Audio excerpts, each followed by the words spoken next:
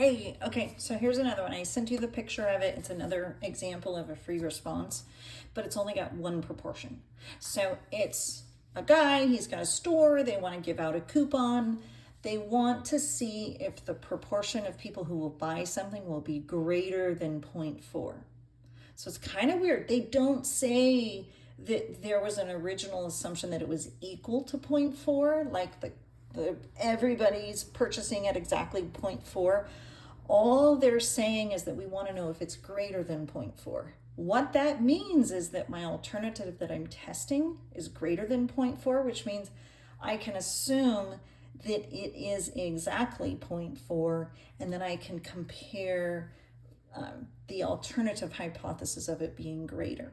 So this was a good example to show you that there wasn't an assumption to begin with. It wasn't really clear in the problem, but because they asked it in that way, the alternative is what you're testing compared to it being not greater, which would be equal to. So I always want to set up the hypothesis testing first, right? Then we go out and take a sample.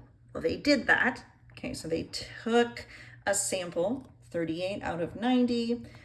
I also wanted to mention the alpha level was 0.05. We have all that information. Then we find the Z statistic, which in the formula sheet is, again, the stat minus the parameter divided by the standard error. But in this case, since we do have that assumption that it's 0.4, even though, again, it wasn't stated in the problem that people are always buying at exactly 0.4, we are doing a test to compare if it's bigger than that. So we can kind of assume that it is at that level. That's the boundary line. And then we're testing for anything bigger than that. So that parameter is 0.4. The statistic that we got was 0.42222. And I'm going to use long decimals to make sure I get my decimals and I get really accurate. So I'm putting that in. My standard error is always using the original, the null hypothesis. So that's going to use right here the 0.4, 0.4, and 90. I should end up with a Z of 0.43.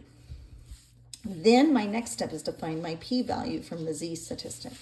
Well, because I'm doing a greater than, that's a right-tailed test, it makes sense that my value came out to be on the right-hand side for that Z value.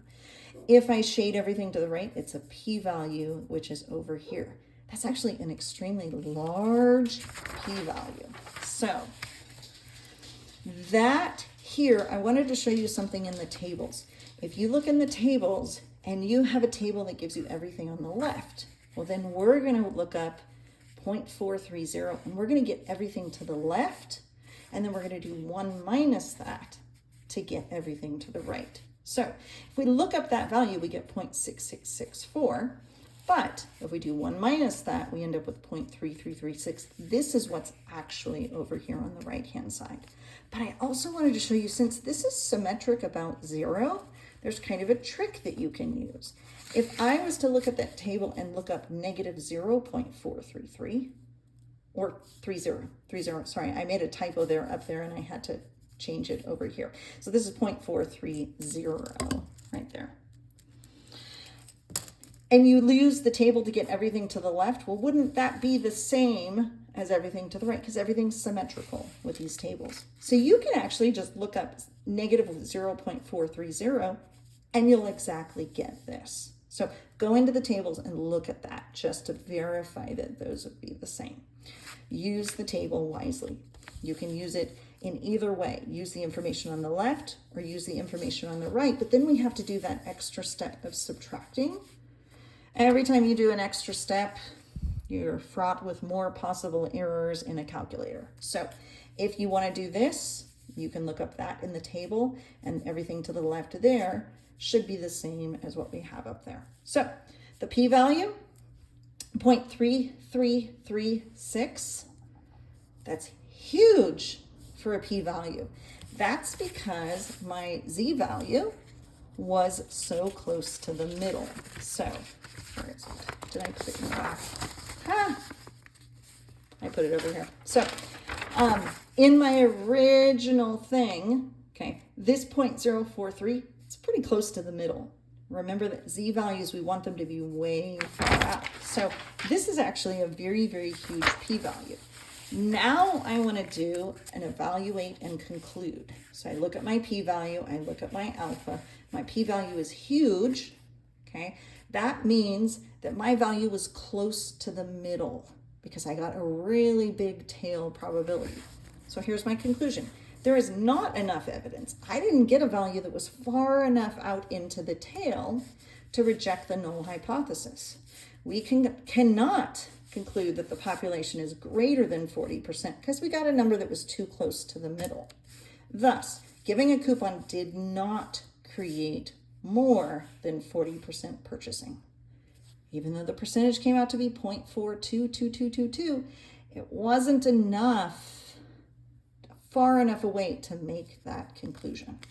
At least not at a alpha equal 0.05 significance level. Now, the second part of that has to do with the errors, which is really cool. Since we didn't reject because we didn't have enough evidence, we could have made the error that we should have rejected HO. Well, that is a type 2 error interpreted. If the real P is actually greater than 40%, and we should have said that HA, or the alternative, was true, okay, the store might, in error, based on this study, decide to not offer coupons when really they would have increased purchases. But our study didn't find evidence to reject. If, in fact, we should have rejected, okay, the null hypothesis, then we would have concluded that they should be doing coupons because it does increase purchases. In this particular study, we didn't find that to be the case. So I hope that helps. At least give you some example and some real life kind of interpreting of all of those results and see all the steps involved from the start to the finish with the hypothesis and how that compares with the alpha. Hopefully that helps.